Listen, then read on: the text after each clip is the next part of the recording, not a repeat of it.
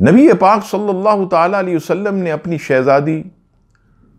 شہزادی کونین خاتون جنت فاطمہ زہرا رضی اللہ تعالی عنہا کو جو جہیز عطا فرمایا، الروض الفائق صفحہ نمبر 275 پر نقل ہے، روئی سے بھرا ہوا موٹے کپڑے کا ایک بستر، چمڑے کا دسترخوان، چمڑے کا تکیہ جس میں کھجور کے پتے بھرے ہوئے تھے، نرم اون کا ایک پردہ اور ایک مشکیزہ اور کوزہ یعنی مٹی کا آب خورا۔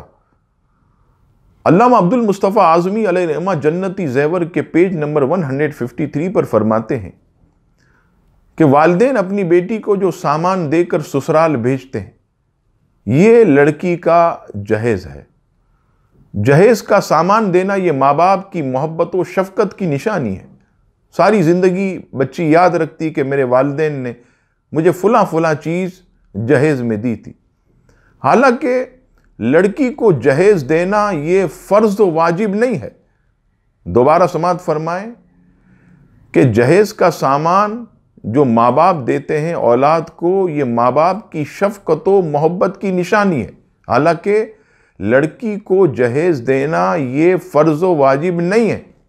لڑکی اور داماد کے لیے ہرگز یہ جائز نہیں کہ وہ زبردستی ماں باپ کو مجبور کر کے اپنی پسند کا سامان حاصل کرے۔